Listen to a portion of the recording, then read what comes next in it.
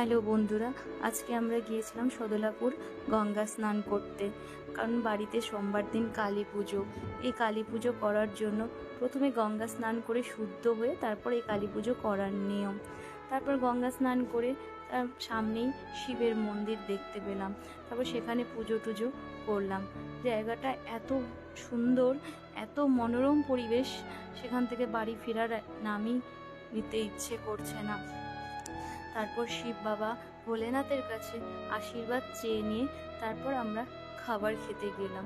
খাবারে লুচি আর আলুর দম খাবার সবাই মিলে খেয়ে নিয়ে তারপর আমরা চলে গেলাম সদলাপুরের শ্মশান দেখতে।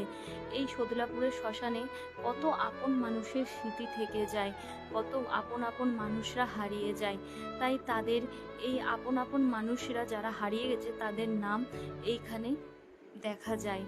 সত্যি বলতে আমরা যাদের এতটা ভালোবাসি তারা যখন থাকে না, খুব কষ্ট হয়।